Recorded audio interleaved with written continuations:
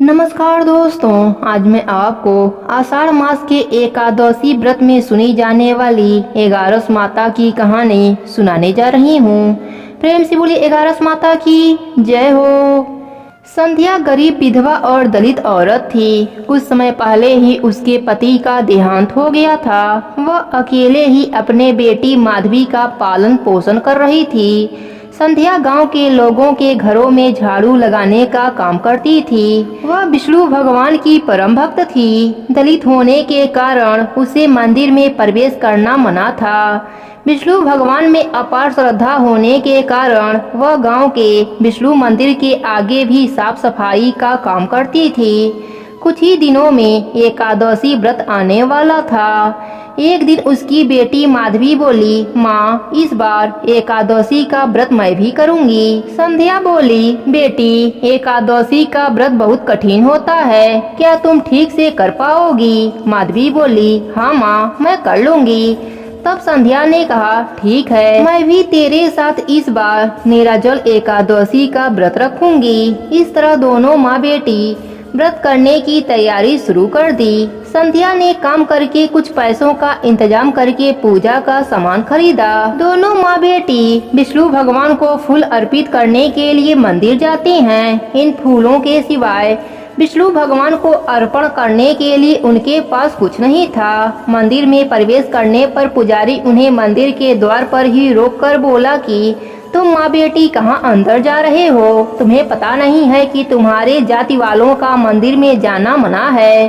संध्या बोली, पुजारी जी, विष्णु भगवान के लिए तो अपने सभी बच्चे एक समान होते हैं, फिर भगवान के मंदिर में आप हमारे साथ ऐसा भेदभाव क्यों कर रहे हैं? तब पुजारी बोला, हमारी बराबरी करने वाली तुम होती कौन हो? सदियों पुरानी रीत बदलने वाली तुम अपनी जात कैसे भूल गई? संध्या बोली, पुजारी जी, कृपया मेरी बेटी को विष्णु भगवान के दर्शन करके फूल चढ़ाने दीजिए। पुजारी बोला, अब तुम अपनी बेटी के मुंह में हमारा धर्म भ्रष्ट करोगी, चुपचाप यहाँ से निकल जाओ।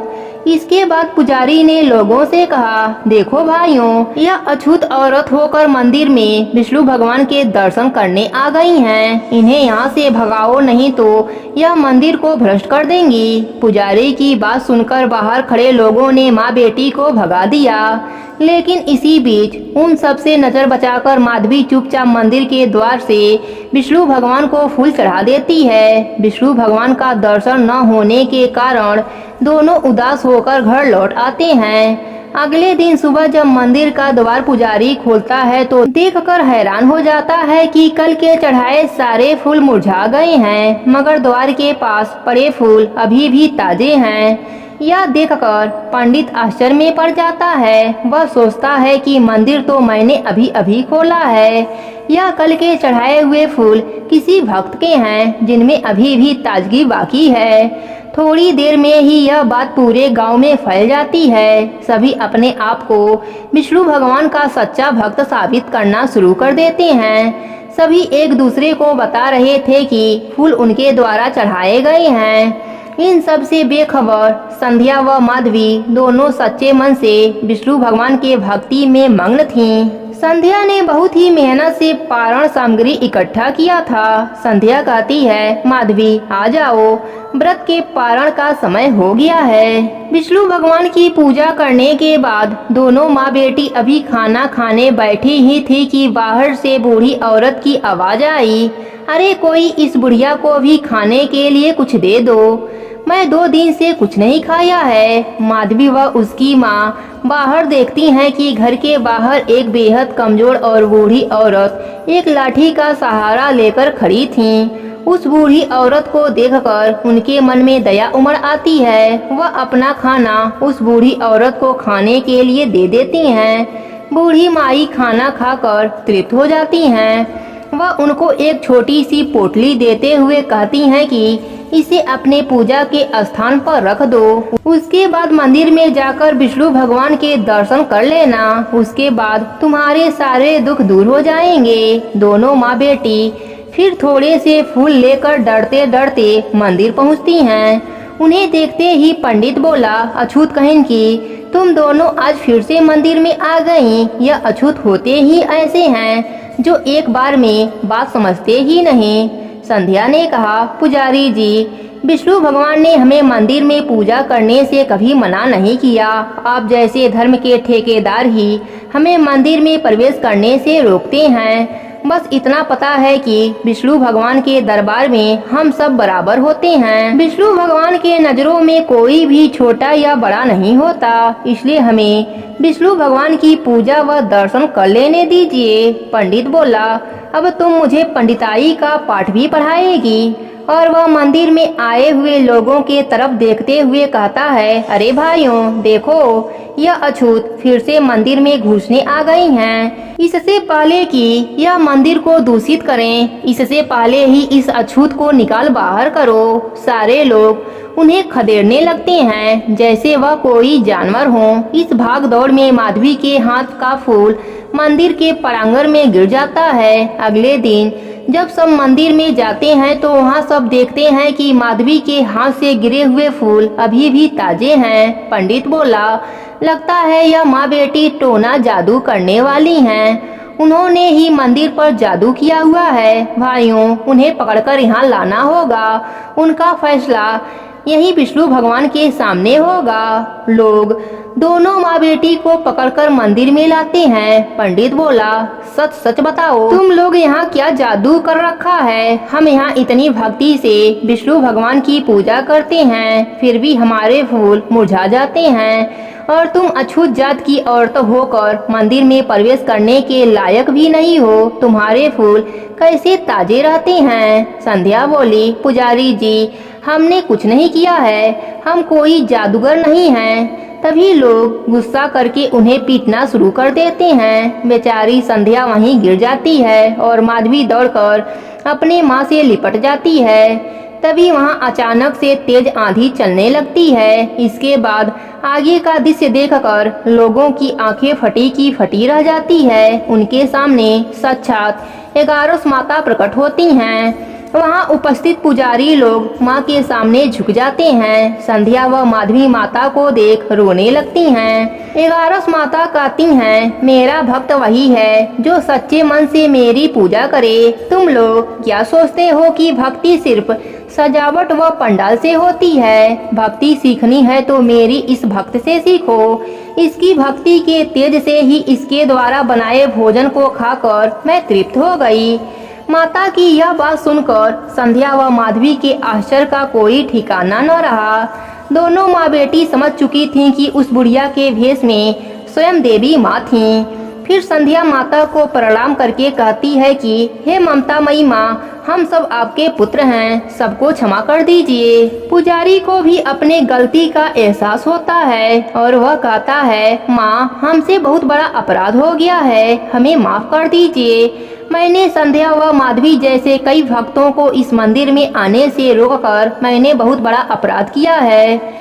सभी के इस प्रकार माफी मांगने से देवी माँ का क्रोध शांत हो जाता है। इसके साथ ही आंधी थम जाती है। बुझे हुए दिए फिर से जलने लगते हैं। देवी माँ कहती हैं कि आज माधवी व संध्या के भक्ति से प्रसन्न होकर मैं इस गांव को सुख समृद्धि और धन धन से भरपूर होने का आशीर्वाद देती हूँ। इतना कहकर 11 माता वहाँ से अंतर ध्यान हो जाती हैं। सारे गांव वाले माधवी व संध्या से माफी मांगते हैं। उस दिन के बाद किसी का भी चाहे छोट जाति का हो चाहे बड़ी जाति का हो मंदिर में प्रवेश वर्जित नहीं रहा। जब संध्या व माधवी ने वह पोटली खोली तो उसमें से बहुत सारे हीरे जवाहरात और मणिक निकले। यह देखकर दोनों के आंखों में आंसू आ गए और मन 11 माता के प्रति श्रद्धा से भर गया। उस दिन से उनके जीवन में कोई भी कमी नहीं रही। प्रेम से बोलिए 11 माता की जय हो, विष्णु भगवान की जय हो। अर्जुन ने पूछा, हे जनार्दन, आप 11 के व्रत को इतना सम्मान देते हैं और इसके फल को इतना महान बतलाते हैं, ऐसा क्यों? इसका क्या कारण है? अर्जुन का ऐसा प्रश्न सुनकर भगवान श्री कृष्ण ने कहा, हे पांडुनंदन, सतयुग में एक मूर नामक महाबलवान दैत्य हुआ था। उसने समस्त देवताओं को मारकर देवलोक से भगा दिया।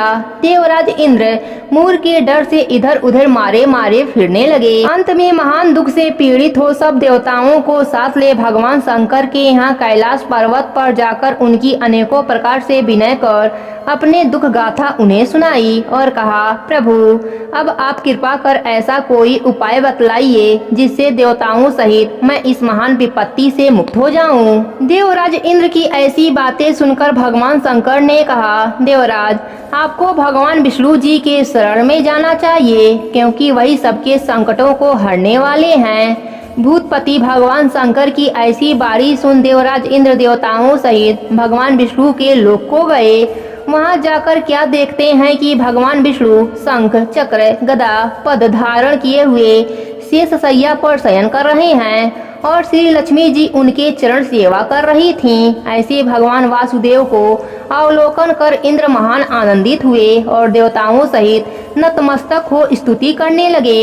हे देवाधिदेव आपको नमस्कार है। हे दैत्य विनाशक मधुसूदन पुंडरीकाक्ष हम लोगों पर दया कीजिए। हे प्रभु दैत्यों के भय से भयभीत हो यह समस्त देवता मेरे साथ आपके शरण में आए हैं। इनकी रक्षा कर इन्हें अभय कीजिए, क्योंकि आप ही जगत को उत्पन्न करने वाले, पालने वाले एवं संहार करने वाले हैं तथा गौ द्विज और देवों के हितकारी हैं। हे प्रभु क्षिति जल पावन गगन और समीर सब आप ही हैं, क्योंकि आप ही संसार के रचयिता हैं। कहने का तात्पर्य यह है कि समस्त विश्व सर्वव्यापक निर्गुण एवं सगुण आप ही हैं। आपकी इच्छा के बिना एक पत्ता भी नहीं हिल सकता। भगवान आप घट घट व्यापी अनादि अगम्य एवं अतुल्य बलशाली हैं। आप अशरण दीन हितकारी हैं। आप अनाथों के नाथ सदैव अपने भक्तों के साथ हैं। हे प्रभु अब आपके बिना हमें त्राण देने वाला और कोई नहीं है। त्राई माँ त्राई माँ त्राई माँ रक्षा करो प्रभु रक्षा करो। हम लोग आश्रयहीन कटी हुई गड्डी के समान इधर उधर मारे मारे फिरते हैं। अस्तु हमें अभय दान कीजिए। देवराज इंद्र सहित देवों की इस प्रकार विनय सुन भगवान विष्णु प्रसन्न हो गए और उनसे बोले, राजन क्या बात है, आप लोग इतने भयभीत क्यों हैं?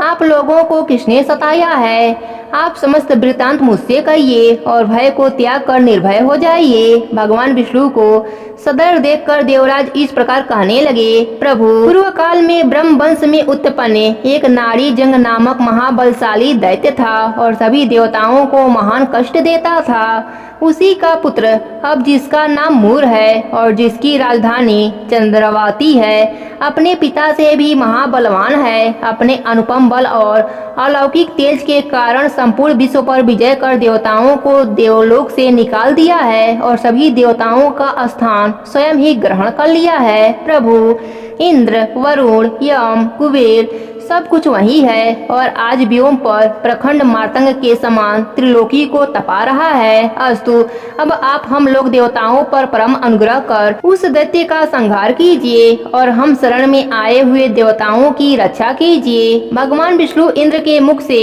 उसका अत्याचार सुन क्रोध हुए और रोष पूर्वक इंद्र से बोले, देवराज घबराओ नहीं, शीघ्र ही मैं उस दुष्ट का संहार करूंगा। अतएव अब तुम सब लोग एकत्रित हो चंद्रवती नगरी पर आक्रमण कर दो और सदा मुझको अपने समीप समझकर रंच मात्र भी भय न करो। भगवान की ऐसी आज्ञा पाकर देवराज इंद्र ने देवताओं को साथ ले चंद्रवती नगरी को घेर लिया। समाचार पाकर दैत्यराज मूर भी अपनी सेना ले उनसे युद्ध करने लगा। देखते ही देखते महाभयंकर युद्ध होने लगा और देवता लोग उसकी विकट मार को सहन नहीं कर सके और भाग गए। दैत्यों ने भागते हुए देवताओं को मारने की इच्छा करके उनका पीछा करना चाहा, परंतु उसी समय भगवान विष्णु शंख चक्र गदा एवं पद धारण किए वहां आते दिखाई पड़े। उनको देखते ही सबके सब उन्हीं के ऊपर टूट पड़े। भगवान विष्णु ने भी अपने दिव्य अस्त्रों द्वारा राक्षसों का संहार करना प्रारंभ कर दिया। तथापि भगवान विष्णु के दिव्य अस्त्रों द्वारा दैत्यों का अनवंतर संहार होता था, परंतु दैत्यराज मूर निश्चल और वीरता पूर्वक संग्राम भूमि में युद्ध करता रहा। भगवान विष्णु के दिव्य एवं तेजवान अस्त्र भी दैत्यराज के शरीर पर लग लग कर व्यर्थ होने लगे। अपने अस्त्रों को असफल होते देख भगवान विष्णु को अत्यंत क्रोध हुआ और उन्होंने अस्त्र शस्त्रों को एक ओर फेंक उससे लिपट गए और मल्ल युद्ध करने लगे।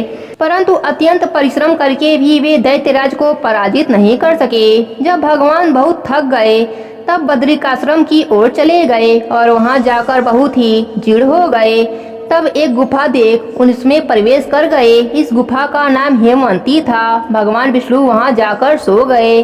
पीछा करता हुआ दैत्यराज मूर भी वहां पहुंचा और भगवान विष्णु को वहां निर्भय सोता देख उन्हें मारने के लिए आगे बढ़ा कि दानवों के परम शत्रु विष्णु को मारकर दानवों को सदा के लिए निष्कंटक बना दूं। उसी समय भगवान विष्णु के शरीर से दिव्य अस्त्रों धारण की हुई एक स्त्री उत्पन्न हो गई और आगे वह दैत्यराज से युद्ध करने लगी। दानवराज उस स्त्री का अस्त्र संचालन देख चकित हुआ और सोचने लगा कि रुद्र के समान पराक्रम वाली यह उग्र रूपधारी स्त्री को किसने उत्पन्न किया है, जिसके बाण इंद्र के वज्र से भी भीषण और सांघातिक है। मुहूर्त मात्र में ही उस कन्या ने दानवों की विकराल सेना को नष्ट कर डाला। तब दानवराज ने अत्यंत वेग पूर्वक आक्रमण किया, परंतु उसने दानवराज के समस्त अस्त्र बेकार कर उसे एकदम विरत कर दिया। तब वह अत्यंत क्रोधवल मल्ल युद्ध करने के लिए उनकी ओर बढ़ा, परंतु यह भी न हो सका क्योंकि उस कन्या ने एक ही घूंसे में उसको पृथ्वी पर गिरा दिया। वह पुनः आगे बढ़ने के लिए उठा। यह देख उसने दानवराज का मस्तक काट दिया। धड़ वहीं पृथ्वी पर गिरकर छटपटाने लगा। साथ के दैत्यगण पाताल लोक को भाग गए। उसी समय भगवान विष्णु की निद्रा भंग हुई और वह उठकर बैठ गए। तब वह कन्या हाथ जोड़कर कहने लगी, प्रभु अब मुझे क्या आज्ञा है। उसके ऐसे वचन सुन विष्णु जी अत्यंत प्रसन्न हुए और बोले, देवी तुम कौन हो? इस दुष्ट राक्षस को मारकर मुझे किसने त्राण दिया है? भगवान विष्णु के ऐसे वचन सुन उस कन्या ने कहा, प्रभु यह क्षुद्र कार्य आपके अंश से उत्पन्न मैंने किया है। हे शत्रु दमन कारणी मैं आपकी ही शक्ति हूँ। उसके ऐसे वचन सुन विष्णु जी बोले, हे निष्पापे इस दैत्य के मारने से मैं तुम पर अत्यंत प्रसन्न हूँ, क्योंकि तुमने समस्त देवताओं को अभय कर दिया है। अतः अब तुम मनवांछित वरदान मांगो।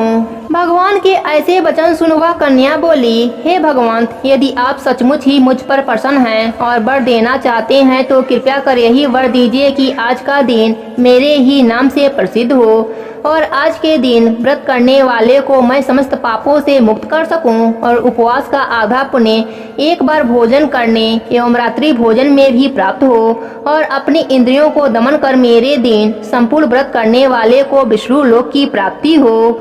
भगवान ने कहा, एवं अस्तु, अर्थात ऐसा ही होगा। तुम एकादशी तिथि को उत्पन्न हुई हो, अतएव तुम्हारा नाम भी एकादशी ही होगा और एकादशी व्रत करने वालों के सारे पापों को नष्ट कर मैं परम पद दूंगा, क्योंकि तृतीया, अष्टमी, चतुर्दशी और एकादशी तिथियां मुझे अत्यंत प्रिय है। इस प्रकार वरदान दे भगवान अंतर ध्यान हो गए और एकादशी मनवांछित वर पाकर अत्यंत ही प्रसन्न हुई। हे पांडु नंदन, एकादशी व्रत करने वालों से मैं अत्यंत ही प्रसन्न रहता हूँ। उसके शत्रुओं का सदैव ही संहार करता हूँ और उसे उत्तम पद देता हूँ।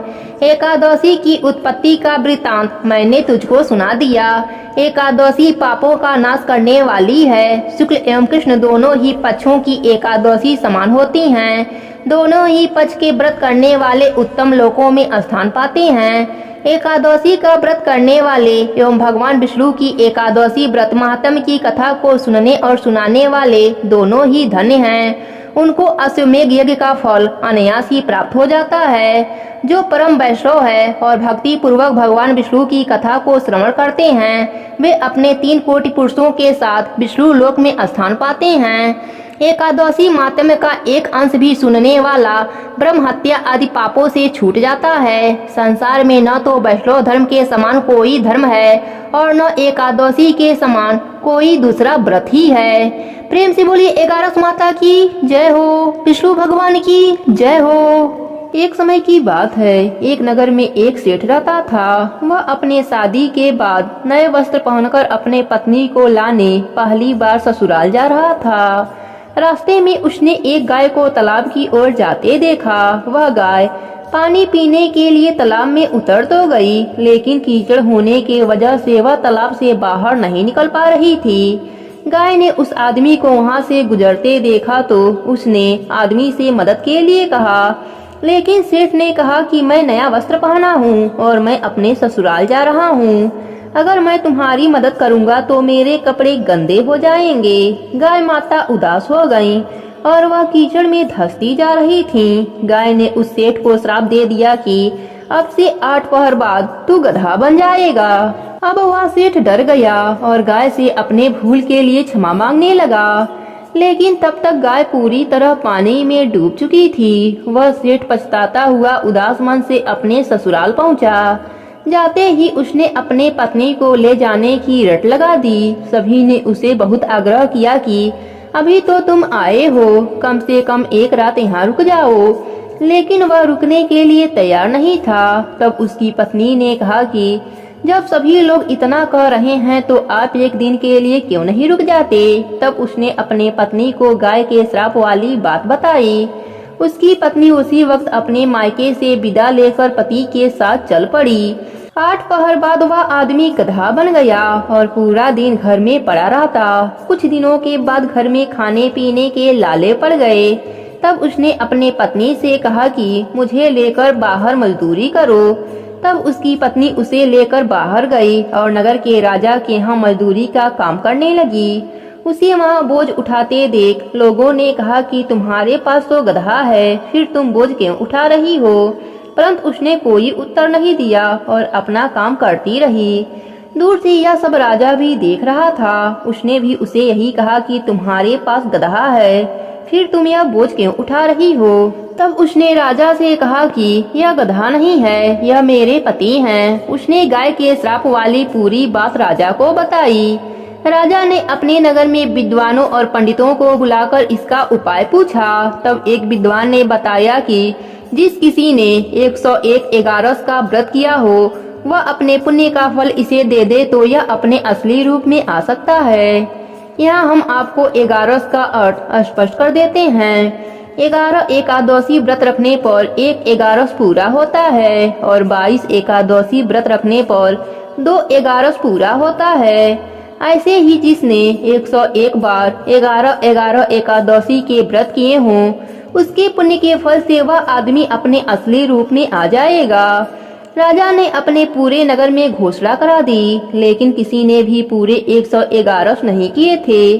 कई दिन बाद उन्हें एक बुढ़िया मिली जिसने 101 एगारस पूरा कर लिए थे। राजा ने उस बुढ़िया को उसका फल देने को कहा, लेकिन वह बुढ़िया 100 एगारस एकादशी का फल देने को तैयार हुई, क्योंकि 1 एगारस का फल वह खुद अपने लिए रखना चाहती थी, जिससे कि उसे मोक्ष की प्राप्ति हो और वैकुंठ धाम में वास मिले।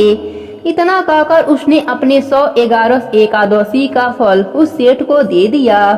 तब वह गधा से मनुष्य रूप में आ गया, लेकिन 1 एगारस कम होने के वजह से गधे की पूंछ उसके शरीर से नहीं गई। एगारस माता की यह महिमा देखकर उन पति पत्नी ने एगारस व्रत करने का निश्चय किया। पति पत्नी दोनों मिलकर एगारस का व्रत करने लगे। 1 एगारस पूरा होते ही सेठ की पूंछ गायब हो गई और एगारस माता की कृपा से उनका घर अन्य धन से भर गया। हे एगारस माता, जैसे आपने सेठ पर अपनी कृपा करी वैसे ही अपने सभी भक्तों पर अपनी कृपा बनाए रखना। कहानी अधूरी हो तो पूरी करना, पूरी हो तो मान रखना। प्रेम से बोलिए एगारस माता की जय हो, विष्णु भगवान की जय हो।